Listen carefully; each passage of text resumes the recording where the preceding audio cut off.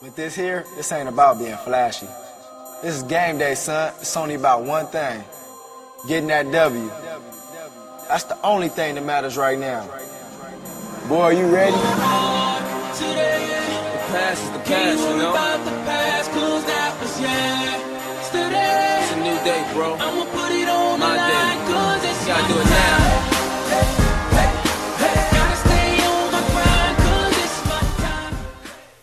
Blindside Fantasy Football Podcast here. Marcus Katkin with Matt Dugal. How's it going, Matt? Kind of shitty, actually. It's St. Patty's Day. Should be drinking a few beers, but, the fans are calling. They want the info. We got to give it to them. Yeah, lots of NFL free agency we got to go over. So let's jump into it. First, the Percy Harvin trade to Seattle. I know, Matt, you got a lot to talk about this. You're a big Vikings fan. How do you feel about Percy Harvin leaving? This one hit home, close to home. Well, not really. Percy, unquestionably, is an amazing talent. And you don't have to look any further than talking to Adrian Peterson or seeing what he has to say about this. He called Percy Harvin the greatest all-around football player he's ever played with, and that's coming from a guy who's been at the top of his sport at every level, played with a lot of good players. For me, it starts right when we got him in the draft. He fell to the Vikings, and the big reason was he failed his drug test for the NFL Combine.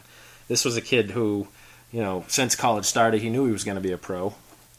Can't you stop smoking weed for a month to pass your drug test? That was a huge red flag. You'd think so. But, he comes into the league, he does it all. He returns kicks, give him the ball out of the backfield, put him in the slot. He can stretch the field with his 4.4 speed.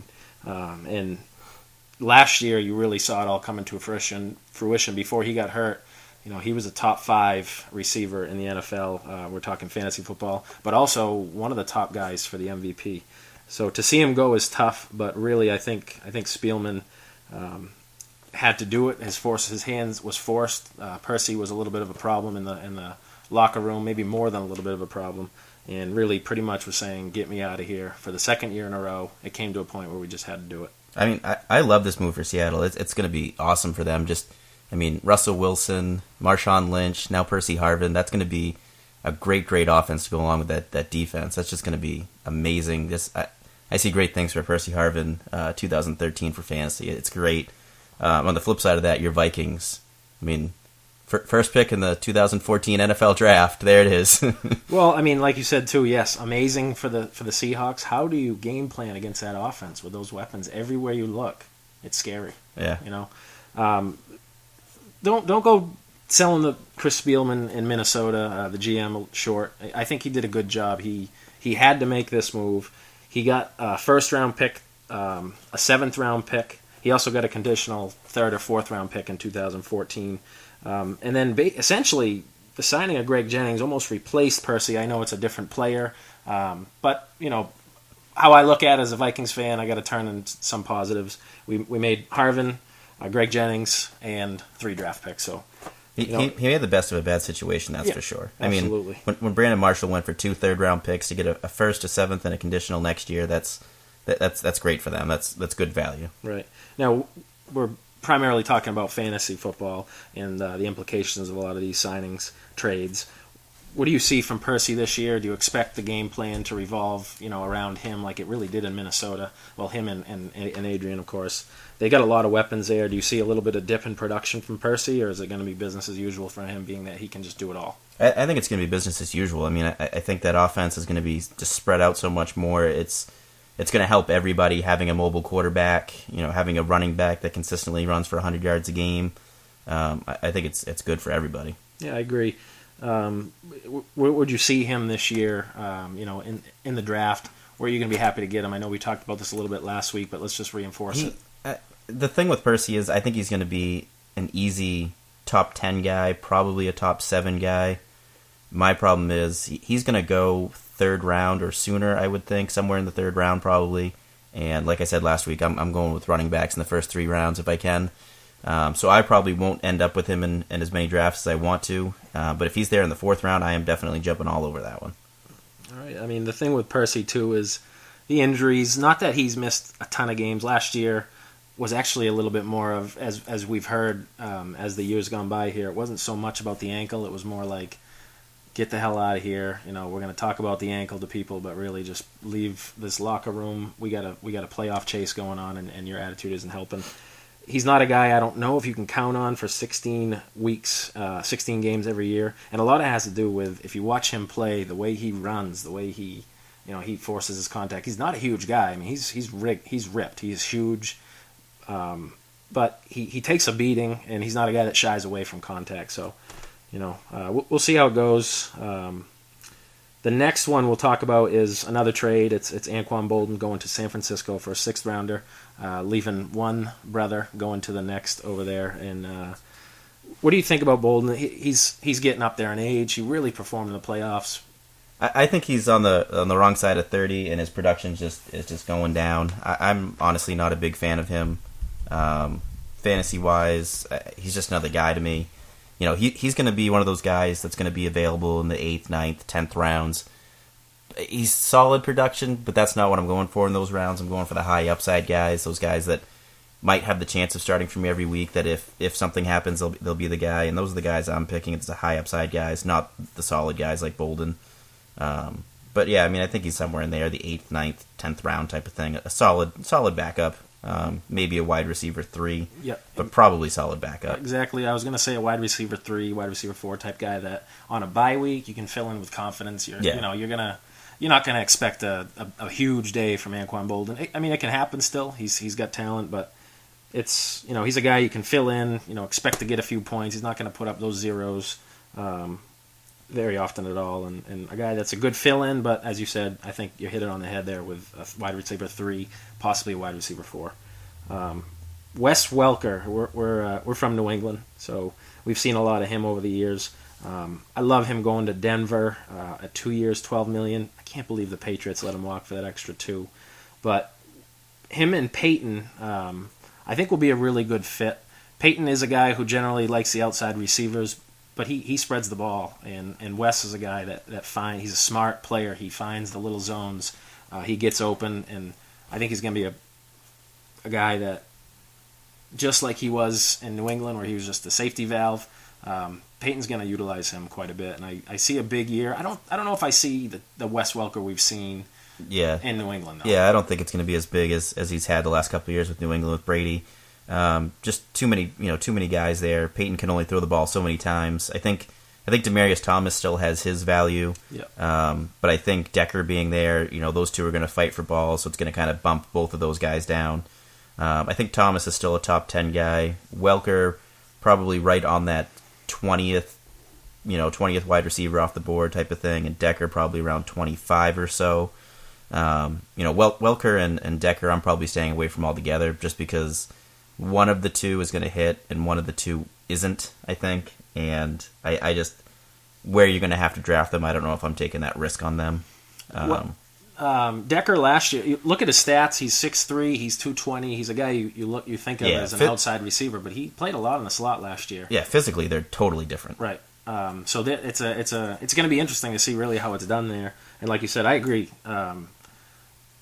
Decker and Welker are going to be interesting, but I think Demaryius Thomas is going to just keep progressing. He's getting better and better every week, it seems, and I don't think you're going to see any reduction from him. I think Welker's probably going to help him. He's a guy that they're going to have to take seriously, and Thomas is just going to keep performing at a high level. Speaking of Welker, I love his replacement in New England with Danny Amendola. I think that was a great move to finally see the Patriots get younger at wide receiver.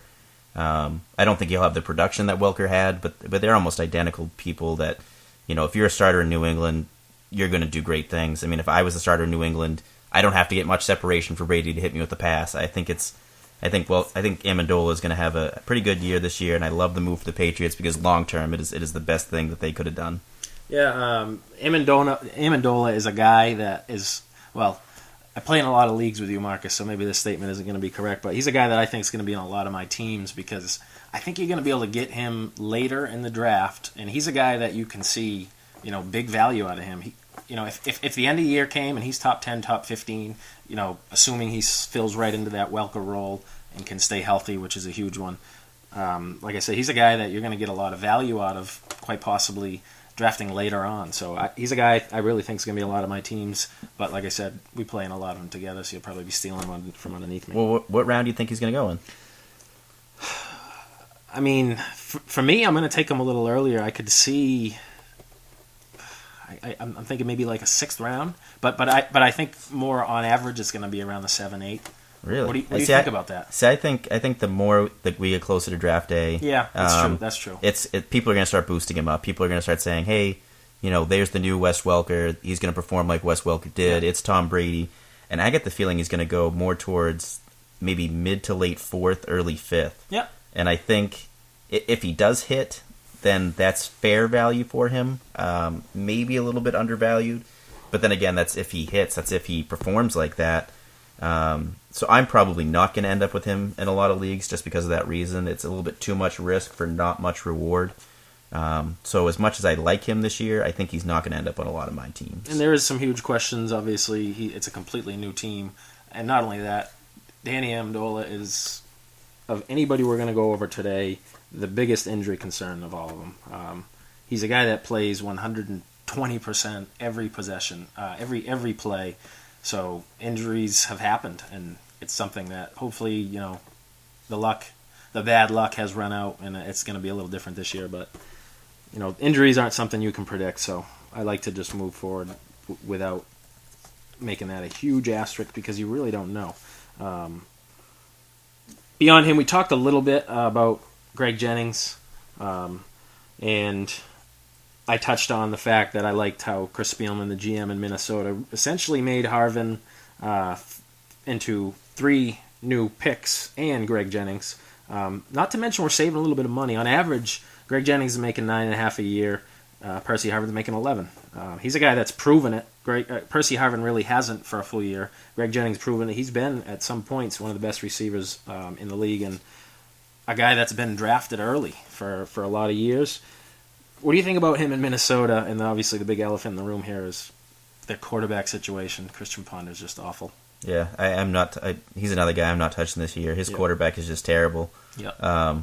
I think as good as Jennings is, if your quarterback play is terrible. I mean, we saw it last year from Larry Fitzgerald. It doesn't matter how good you are. If your quarterback is terrible, you're doomed. And Greg Jennings is no Larry Fitzgerald by any means. Right. Christian Ponder, obviously a little bit better than the Ryan Lindleys of the world, but I could see a similar situation where you're drafting based on name, and then you're getting just terrible value from him because he's got terrible quarterbacks. Yeah, I mean, like you said earlier, you touched on huge Vikings fan here, and he's not going to be on my team anywhere. I just have no faith in Christian Ponder. I've watched every single game he's been in this league, and I don't see it from him. I can't believe that contract they gave him too. That's crazy money that I would think. I mean, yeah. to be 30 years old, while the season's going on and get a 5-year deal, $47.5 million. That is just crazy money. 18 mil guaranteed. If you're paying somebody that much guaranteed, you got to hope that they're sticking around for 3 years. And I just can't see paying that kind of money to a guy that's 32, 33 years old. Well, I mean, I make a nice comparison with him. Reggie Wayne. Reggie Wayne was still doing it last year, 34 years old. Do I expect the 5-year contract to run its course? No, that's the beauty of the NFL. You can cut these guys. Yeah, but that guaranteed money, that's going to make him that's huge. Stick around for a while. You got to be there at least 3 years. The difference, too, I think, with Reggie Wayne was Andrew Luck. I mean, look at Reggie Wayne the year before with Kerry Collins and company. Yeah. Terrible. You don't want to pay big bucks to a receiver who's not going to ever touch the ball. The one thing that is going to help Greg is his competition in Minnesota for targets is next to nothing. I mean, we got guys like me and you running around out there with him. Interesting, though, he turned down an $8 million offer from the Packers a year. And then the chance to play with Tom Brady was there. They actually threw a $6 million offer at him. But I think it's about the money for Greg. It's gotta be. Some guys you wanna say it's all about winning, but these guys they gotta feed their families. They gotta make some money. So Mike Wallace in Miami, they made a big splash with him. 5 years, $60 million, and the $30 million guaranteed. Mike Wallace is a good player. He's young. I don't know about this contract, though. It seems like a little bit much. Yeah, I don't know about Mike Wallace. I mean, I understand they want to put weapons around Tannehill, but his yard per catch over the last 3 years has just consistently gone down. 21 yards in 2010, 16.6 in 2011, and last year down to 13.1. So he's no longer that speedy, deep threat that you once thought he was. He's still fast. He still can get open. Maybe it's because he's expanding his game to the shorter stuff, but I don't think he's that deep ball guy that he used to be. Great situation, I guess, because him and Hartline, it's going to help keep the pressure off of him, because Hartline is a good wide receiver too. Just need to see more out of Tannehill, I think. I don't know. Wallace kind of just fell off the planet last year for me. I'm not sure about him. Tannehill's a guy I like.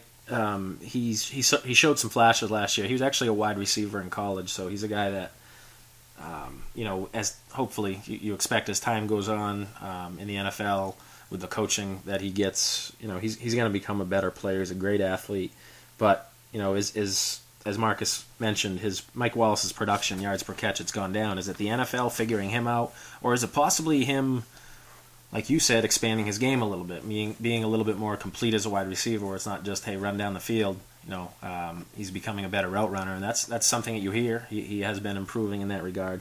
So, is Mike Wallace a guy you're going to have on your team this year, being that he's in a whole new situation, and really going to be the man in Miami? If I can get him at wide receiver 2, maybe. Mm-hmm. I'm not banking on him as my wide receiver 1, though. I know I sound like Negative Nancy over here today, just down on everybody, but just a lot of these receivers, I don't like their positions they're in, or where they are going to be drafted. It's just tough for me to go that high and draft one of these guys. Yeah, and another thing with Mike that could have been coming into play is Antonio Brown was becoming more of a factor. A very good wide receiver there in Pittsburgh, and actually a guy that is going to be interesting this year without Mike Wallace there. So going on to Kansas City Chiefs signing Dwayne Bowe, keeping him there, 5 years, $56 million, $26 million guaranteed. He's a guy who hasn't really been able to get it done. The size is there. He should be a big time red zone threat. I think it's a lot of the fact that they haven't had a quarterback that really can produce.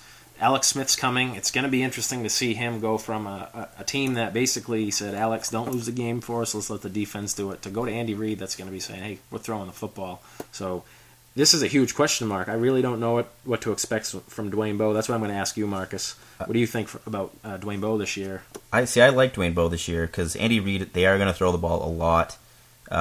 He's another guy who isn't going to have too much competition for targets. I think Jonathan Baldwin really comes into his own this year. But, I really like him. They're going to throw the ball a lot. He's, the number one receiver for them. I just think it's going to be a great, he's going to have a good fantasy year. So going on to Victor Cruz, I know technically he's not a free agent. He's a restricted free agent. But teams can pick him up if they give up a first rounder and sign him to an offer sheet. Do you see him going anywhere, Matt? I love Victor Cruz as a guy that gives it everything he's got every day. He's come out of nowhere. He was an undrafted free agent. And now we're talking about if you want him, you're giving up a first-round pick. I think he's staying in New York. There's a lot of teams rumored to be, the later round picks, the Rams of the world and stuff that have that late first-round pick, that type of things, that can give it up to get him, to sign him to an offer sheet. The Patriots, the Vikings, that type of thing. People with those later first-round picks that can give him up and sign him. I don't think it happens because I think it's just like the Percy thing. I think it's very rare for a team to give up a first-round pick for a wide receiver. Victor Cruz is definitely very, very good, but, the Percy Harvin trade was uncharacteristic. I don't see two of those happening this year. Yeah, I agree. You mentioned the Vikings. I would love that. We're still hurting there, but I really see them going more towards wide receivers in the draft than going after a guy that you're going to have to pay some pretty good money to. We just dished it out to Greg Jennings there. So, I like I said, I think he's staying in New York. Plaxico Burress, going back, staying with the Steelers. How do we not have him first on this list? How do we not talk about Plaxico first? He is just I mean, come on. I mean, really, it's Plaxico. Yeah. I'm just messing around. I loved him back in 2004, but we're talking about 2013 here. Yeah, we're not wasting any time on this. Yeah, Plaxico, this is going to be nothing. He's not a guy that's going to be on any of my teams, and I doubt he'll be on any of yours, unless I get riddled with injuries and have to scramble and find somebody. We're going to move on to some of the running backs now, my favorite position in the league. And the first guy we're going to talk about, as I said, I'm a huge Vikings fan. Adrian Peterson's obviously my man, but Steven Jackson is a guy that I've loved. I talked about this last week on the podcast. He's a guy he comes to work every day. He has never made the playoffs. He's going to Atlanta. They're going to make the playoffs. I see big things for him this year. He's excited. Real good things for him. He's never really had that opportunity to score a lot of touchdowns before, because St. Louis never really got near the end zone enough for him. He's going to get those opportunities this year. I think it's going to be a big year for him. I'm thinking, maybe 200 carries, maybe 220, and maybe like 30, 40 catches out of the backfield, probably 1,200 total yards. But I expect his touchdowns to be pretty close to double digits, if not double digits. Yeah, I mean, let's not discount Rodgers. The guy runs hard as well, but Steven is going to be the man when it comes to the goal line. He's the original beast mode, I guess you could say. The guy he runs hard. And the thing I like about him, and I think something that last year, the Rams saw this coming, so they wanted to integrate Richardson. But I think Steven Jackson's a guy that gets better as the game goes on because he just punishes the defense. I'm hoping for more than 200, 220 carries. I'd like to see 250. Like you mentioned, he does it out of the backfield. And to get him at 3 years, $12 million, I know he's cheap. He's at 30 years old now, but I think that's a steal. Cheap money for a starter, especially. And I think Jacquizz Rodgers, he's going to cut into the carries a little bit for him. That's why I'm thinking 220, 200, just enough to keep Jackson fresh, especially whereas he is getting a little bit older. That's the only reason why I think he's going to get 200, 220. I mean, in the past, he's obviously been the guy that gets 300 carries a year. I think right now he has over 2,700 touches in his NFL career, so he's got a lot of miles on him. But I think they cut him back a little bit just to keep him fresh in his old age. Give Jacquizz some of the work, and 200, 220 carries seems about right for him. It's funny, his old age, but you're right. In running back terms, when you're 30, you're over the hill. But watching him play last year, I think he's still got it. I'm pumped, and I'm pumped for him. I really am. I'm loving the fact that he's got a chance to get into the playoffs. And not just get in the playoffs, they're going to be a Super Bowl contender. The weapons are all over the place there, of course. Matt Ryan's getting better year by year. And we'll touch on this real quick. Michael Turner has been cut, obviously. There's no worries about that there. Michael Turner. I talked about him last week. I don't know. I'd love to see what his 40-yard dash is. If he came in at 4.9, that's what I'd expect. The guy I think the only reason why he could perform a little bit last year is Atlanta's a similar situation. You got Tony Gonzalez, you got Julio Jones, you got Roddy White. There's a lot of guys that you got to pay attention to. So let's just forget about Fatty running up the middle. Michael Turner. Where do you think he ends up? I mean, he's got to end up somewhere. Some team has got to pick him up for something somewhere. He's obviously not retiring. He's not done yet. Where do you see him going? I mean, I think Green Bay could use a plotting running back, a goal line type guy. I could see that. You know who I think? I'm looking over. I honestly don't know. I hate Michael Turner, so I'm looking over a list of teams, and you know where I think the perfect spot for him is Cincinnati. Yeah, I think they have the money to sign him because I'm sure he's in his head he still wants big bucks, and I think he'd be a great compliment to Ben Jarvis Green Ellis. Yeah, I mean they need a second running back for Ben Jarvis. Ben Jarvis is not a lead back guy. He's not a 300 carry type guy. And I think he would be the perfect compliment to him. I don't know about a compliment, only because they're similar guys as far as neither one of them are big game breakers. Neither one of them do great out of the backfield. Michael Turner really doesn't catch the ball out of the backfield very often. I don't know about that. I don't know if that's a good fit. I think if Ben Jarvis is gonna be your guy, you want to compliment him with one of those shiftier type guys that perform out of the backfield a little better. I mean, anybody's guess is good right now. Oakland we really have no idea. Oakland might not be a bad team for him either. Yes, that wouldn't be bad at all with McFadden. But I like Marcel Reese. I mean, like you said, there's a bunch of spots he could go. I personally think he's done. He's washed up. But I mean, he does produce at the goal line. Yeah, there's no question there. So, speaking of washed up guys, Rashard Mendenhall. I am so low on him this year. I don't even. I think Ryan Williams is the guy. I think even if Mendenhall does start at the beginning of the year, Ryan Williams finishes with more carries. I know you feel otherwise. You love Mendenhall. It's funny. This is one thing that we completely disagree on. I love Mendenhall, and actually, I read some quotes from Bruce Arians, who's now going to be the head coach in Arizona. He was the offensive coordinator in Pittsburgh. You don't think there's a little correlation of why he's been brought into Arizona now? Arians said, I love him. He's a complete running back. He runs like a 180-pound guy. He's got the feet like a 180-pound running back, even though he's 230. He's shifty. He's fast. He's powerful. He can catch the ball out of the backfield. I see big things out of Rashard this year. The question is going to be Ryan Williams.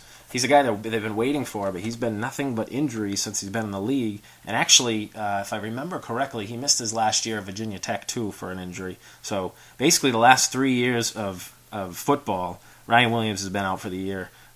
Different injuries, but I just, you got to start to wonder, can he just not hold up to the hits of the NFL?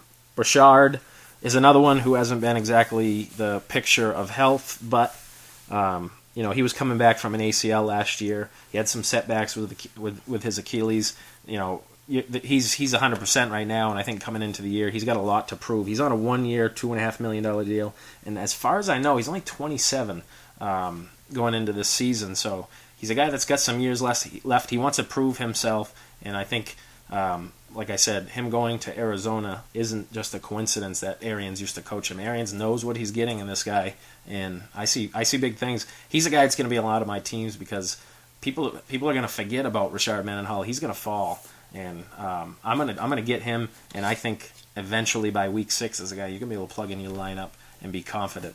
Yeah, he is young. He's 25. He'll be 26 at the start of the regular season. So he's off by a year. He's a lot younger than I expected. You think he's been around for a long time, but and he has been. He came in young out of Illinois. He's a guy who ran a 4.4. He's 230 pounds. He ran a 4.4 out of college at the combine. And when you watch him, like Arian says, he's got feet like a 180-pound back. He can make people miss. He can put that shoulder down. Don't want to do it against Ray Lewis like he did in his rookie year and separate it, but. I like Rashard. I'm excited about him, and obviously Marcus Beanie Wells was cut there. They finally gave up on the promise of Beanie Wells, coming out of Ohio State. So it's him, it's Ryan Williams, and Ryan Williams has been nothing but an injury. So I really like him. Yeah, I mean, I guess if you can get him later in the draft. Sway you a little bit there? I mean, we'll see what happens. I guess if it's later in the draft, like you said, if he gets forgotten about, and you can snag him 8th round maybe or later, then I think I could see the potential value there. So yeah, you might have swung me a little bit to take a chance on him. So we talked about Beanie Wells quickly. Is he going to end up somewhere? He's still only 24 years old. He's another guy I think just washed up. He's just hurt all the time. Never did anything when he had the ball. Do you call him washed up if he's never been anything? Yeah. I mean, he's Sean Green. Him and Sean Green are the same guy. I feel they just. Both of them just get nothing done. I mean, speaking of Sean Green, I can't believe... I mean, Tennessee signs him for a 3-year, $10 million deal. I'm thinking maybe a little bit of the old smash and dash days. Yes. With Chris Johnson and Lendale White, big fat Lendale White. I can't believe they gave him that kind of money. 3 years, $10 million when Steven Jackson, went for 3 years and $12 million. Those are two totally different people. Obviously at different points in their career, but give me Steven Jackson over Sean Green every day. Come on, that is just not even close. Earlier you talked about a compliment to Ben Jarvis Green Ellis. I think this is a situation where you're seeing that. In Tennessee last year, it was a case of Chris Johnson being backed up by Javon Ringer. Both small guys, the quick, the fast type guys. So I think what they're going with here is a guy in Sean Green that's going to be that smash mouth guy, the short yardage. The goal line back. And interestingly enough, Javon Ringer got 120 carries last year, so Sean's going to have a little bit of value, and I think he's going to be a little bit more of that touchdown guy. Hey, if the old Lendale White CJ was smash and dash, I think we could be the first ones and call this shake and bake. Maybe like the old Ricky Bobby thing, shake and bake. Yeah, there you go.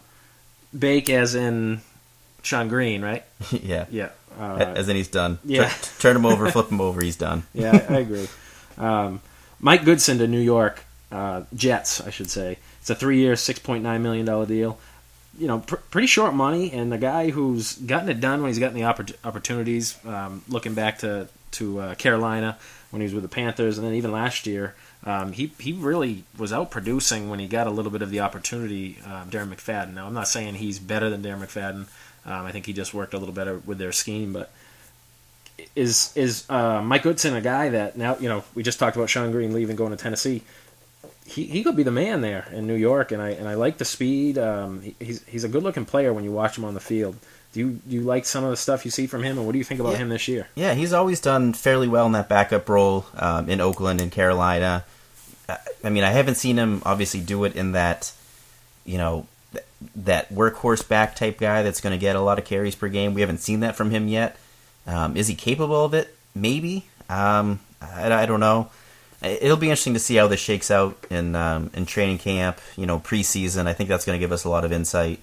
I expected big things for Bilal Powell this year, but this is obviously going to put a little bit of a pump the brakes on it. Because obviously with the kind of money they're paying him, they're expecting Goodson to either be the starter or get a fair share of carries. So either way that it plays out, I mean, he's going to obviously get his playing time. I mean, he's going to get his chance to shine. So, I mean, especially if you're in a dynasty league right now, I would say go and gamble on him. But I think it's going to be interesting to see how it shakes out. I mean, I pride myself in the eye test, watching a guy and deciding what I think he's going to be. And I'm not always right. We'll go to Beanie Wells. I thought coming out of college he was going to be a great player. I was completely wrong on that. But just watching Mike Goodson, I like what I see. And Bilal Powell, he's a guy that you've liked. I don't know about him as far as the talent. I don't really see. And he's not fast. He doesn't particularly run super hard. He's not the quickest guy out there. I think Goodson could be the guy, but you said workhorse earlier, and there's really not a lot of those left in the NFL. It's really going to a thing where it's a running back by committee. I think I could see that in New York. There's still a lot of time left in this free agency, and also the draft's coming, so we really don't know with Mike Goodson. He's going to be a guy you got to really wait and see how it plays out. He's not a guy that's proven it, like you said, as the guy on any team. Bilal I just see as a guy that could be that guy that could handle a majority of the workload and get through the season fine and not get banged up. He's had a couple games in the past where he's last year he had a 19 carry game. He's definitely shown that he can handle the workload. So I expected him to be the guy. I didn't expect them to re-sign Sean Green, and I thought he would be the guy this year. And I scooped Bilal Powell up in a bunch of dynasty leagues. But I mean, like I said, obviously the Mike Goodson signing kind of slows that down a little bit. Yep. Reggie Bush. What do you think of Reggie Bush going to the Detroit Lions? I love it. I really think it's what they've been looking for. Go back to I'm drawing a blank here. Help me out, concussion man. Best, Javid Best. Concussion man. Yeah, I know that's awful. I'm sorry, Javid. I shouldn't be making that light at all, but. I think he's going to fit really well in that offense. He's a guy that you can put him out in the slot. He's got hands. He's going to be great out of the backfield. They have here we go, talking about compliment again. Mikel LaShore, he's a big body, big back. I think they're going to complement each other really well. And I like Reggie Bush here, but I think they're going to eat each other as far as, I think him going there obviously hurts LaShore. I think LaShore being there obviously hurts Reggie Bush. I think you're going to have two solid guys. LaShore is going to be more of the short yardage, the touchdown guy. The early indications I've been seeing from a lot of fantasy people out there is that Reggie Bush is going to be the guy from what they're saying is basically with LaShore getting, the 40% side of a 60-40 split type of thing. Right. And I think it's going to be a lot closer to 50-50 or even more carries for LaShore. And I think Bush is going to be the guy that's going to have potentially that 70 reception type season. Detroit likes to throw the ball a lot. 727 times last year. He could be a guy that in a PPR league could be Darren Sproles-esque. Just catching a ton of balls out of the backfield, not really getting a lot of carries, but still producing very well fantasy-wise because of what he's able to do with the receptions. I mean, Schwartz is going to have a nice complement there in the backfield with those two guys. They can both do it all, I should say. LaShore can catch the ball. He can run the ball. And Bush is the same way. Obviously, they're a different style, but it's going to be tough when you're game planning, in other situations. When you're talking Tennessee Titans, you've got Sean Green in the game. You know what's going to be happening. Maybe he's picking up a blitz. Maybe he's running those short yardage situations, and Chris Johnson's in there to be the man. But here you're going to be looking at two guys that can do a lot on the football field, and like you said, Reggie Bush. They can move him all around the field. They love to throw the ball in Detroit. So I think both guys are going to have some value. I'm not expecting either one to crack the top 15, maybe even the top 20. But Reggie, I think, out of those maybe. Two, could be the guy that could crack that top 20 there. We're going down to a guy that we'll talk about that hasn't been signed yet, Ahmad Bradshaw. Watching him play, I always call him the poor man's Adrian Peterson, just watching the way he runs the ball. I don't know if Marcus agrees with me as much as far as the talent I see out of him. Obviously, injuries have been a huge question, those damn feet just always being an issue. I see a possibility of him going to Green Bay. He's a guy that can catch the ball out of the backfield. They really haven't addressed their running back situation there. There's thoughts maybe Cedric Benson is just kind of waiting in the wings if they don't make much happen in a splash. He could come back to be kind of that safety valve. They got some young, unproven guys in Starks and Green. We're contemplating a lot of teams here. I think Green Bay.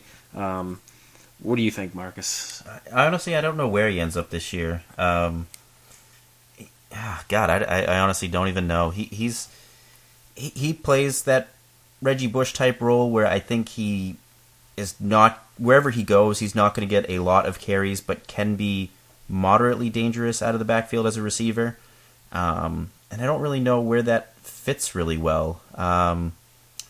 Maybe St. Louis. Maybe he goes there to kind of mentor the rookie, the two, second-year guys now there in Darrell Richardson and Isaiah Peed.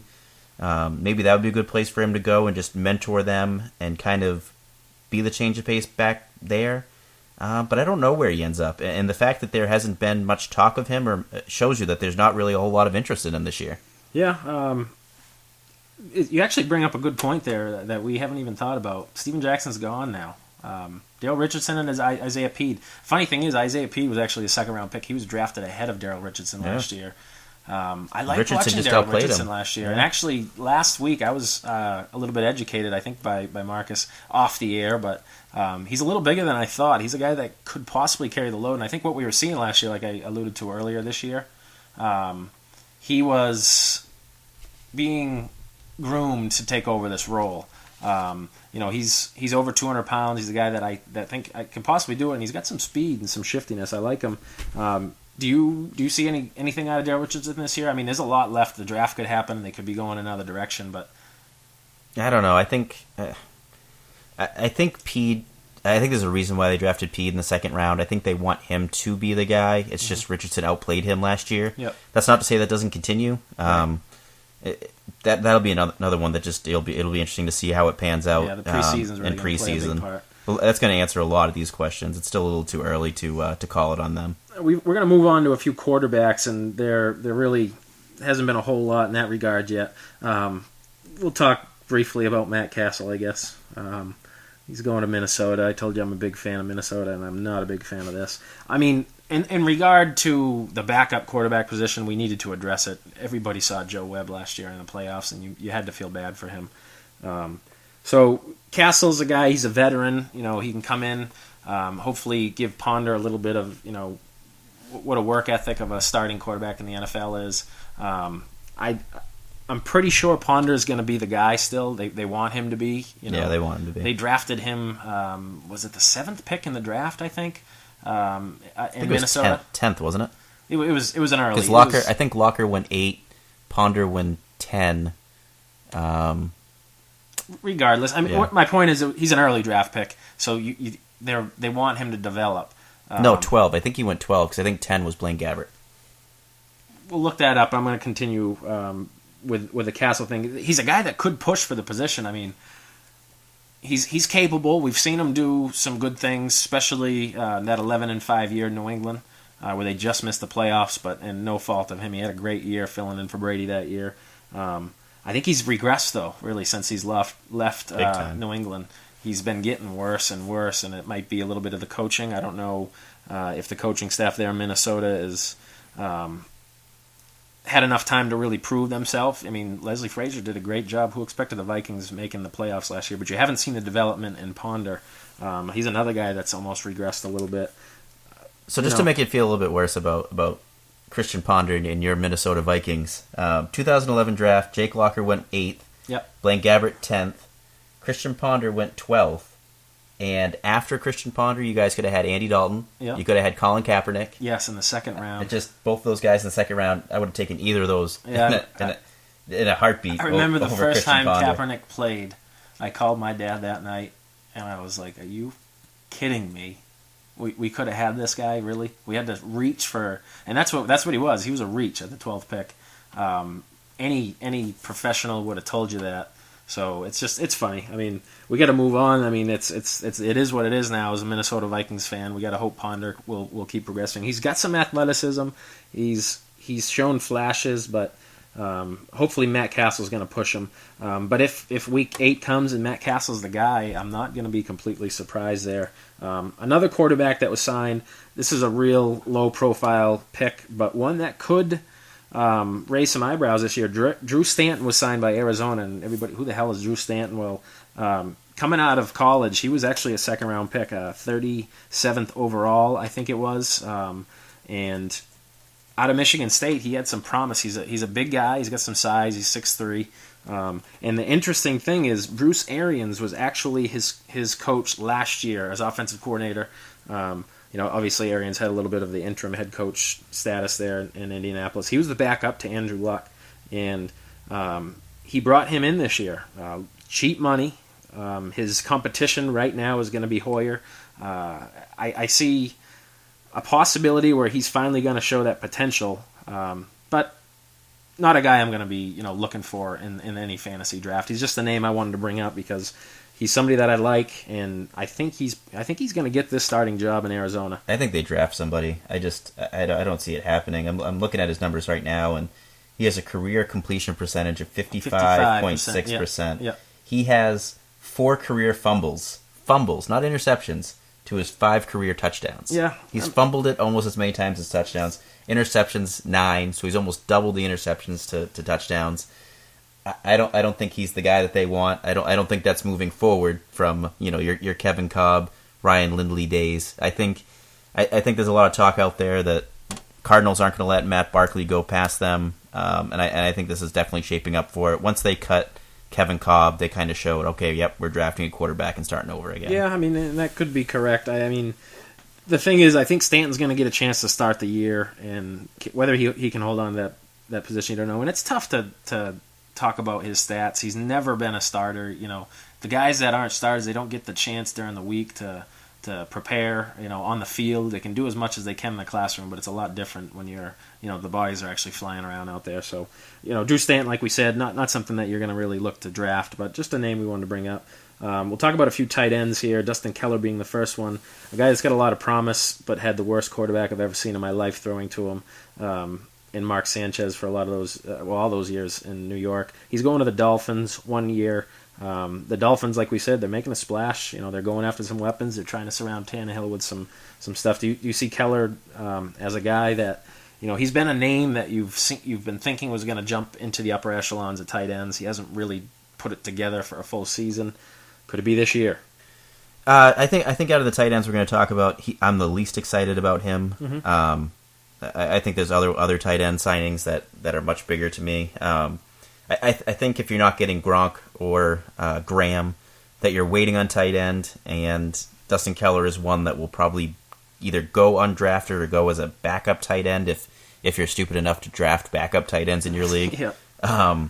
I think he's the least exciting out of the bunch. That might have been a little bit of a shot at me last year. I was sitting with a roster of Jimmy Graham and having my backup tight end, Rudolph out of Minnesota.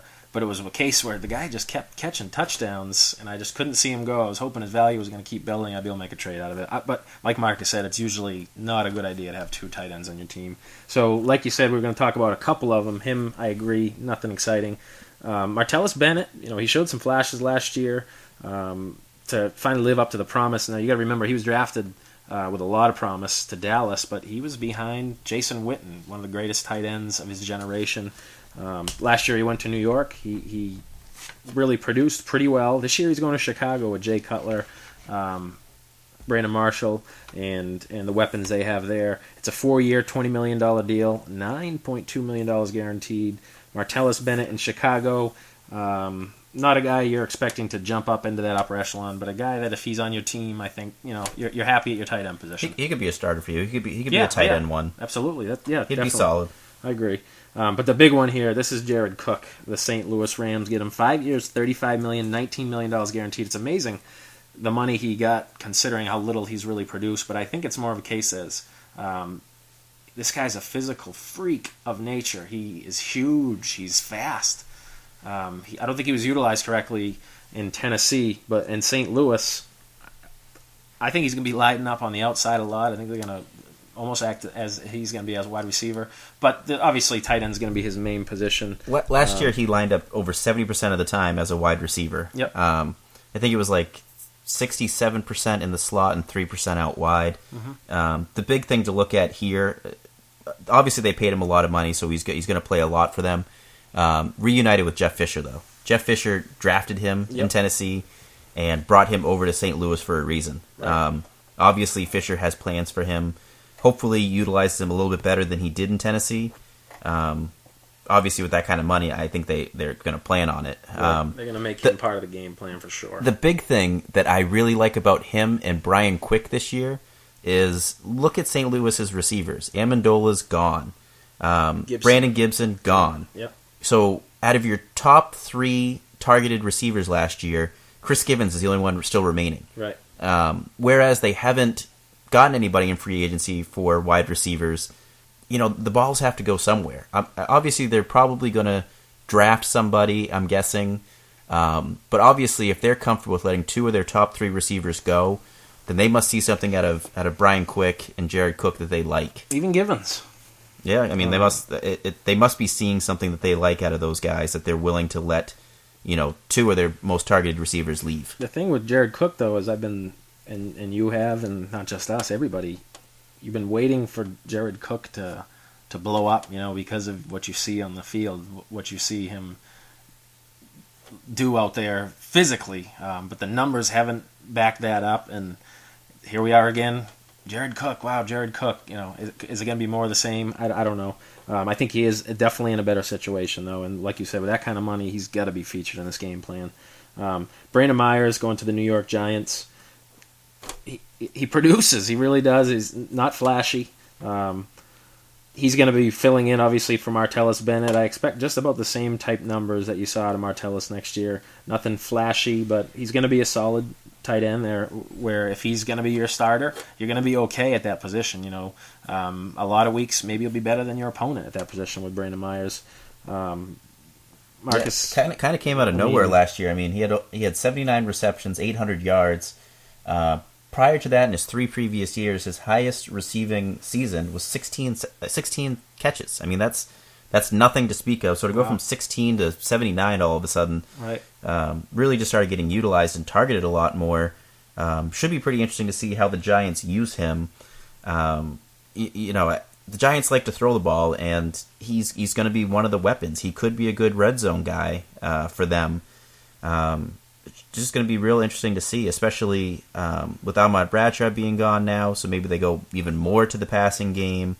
David Wilson, Andre Brown, we'll see how that pans out, to see who gets the red zone carries, I guess. But I think Myers could end up being their red zone target when Brown isn't jumping in from the 1 and the 2 like he did all last year. And Tony Gonzalez, he's returning to the Falcons, 2-year deals. A lot of talk about him retiring. The guy just loves football. I don't know if we need to talk about him much. He's behind. I think behind Gronk and Graham, you got to keep looking at Gonzalez. He just produces. He's definitely still up there. I mean, out of all these names, he's obviously the number 1 guy. Right. Out of these names, who's your number 2 guy after Gonzalez? I'm going to say Jared Cook. Yeah, for sure for me. But again, he's a guy that I've been liking for a few years, and I've been wrong on. And if I'm wrong again, then see, I'm close with Cook and Myers, and I think I'm leaning a little bit more towards Myers because I think Cook is going back with Jeff Fisher, and we've seen Jeff Fisher really hasn't utilized him like we just said as much as we'd think, or as much as we're all expecting him to. And I think Myers, I think the Giants saw out of him last year that he can catch the ball, and they need a good receiving tight end that they haven't seen since, Shockey's left. Martellus Bennett. Martellus Bennett, he produced last year like we were going to talk about, or we did talk about, but that's about it for the tight ends. The last one here, we should have thrown him in a little earlier when talking about quarterbacks, but Ryan Fitzpatrick was cut. Who didn't see that coming? And Marcus Mays makes a great note here. In comes Geno Smith. I think this is a no-brainer. Unless Arizona surprises us and goes with him at 7, Geno Smith's going to be in Buffalo next year. The only other surprise could be if they go with Ryan Nassib, just because of the connection there, the Syracuse connection. Yep. With their head coach. I think that's the only thing that might surprise us. But I'd like to see Geno Smith go to Buffalo because I think that would be a good fit for them. I'd be surprised if he drops that far because I think if he does start to fall that far, maybe someone else jumps in there to try to trade up for him type of thing. But I obviously they're going with the quarterback in the draft now. Cutting Fitzpatrick, they have nobody left. Obviously they have to draft somebody. Fitzpatrick's going to end up somewhere, but he's going to be a backup. I think that's about it for the day, Marcus. We touched on a lot of subjects here, had a little bit of fun. We're going to be coming in next week. We'll be doing another podcast. So thanks a lot for tuning in, and Blindside Football, we're out.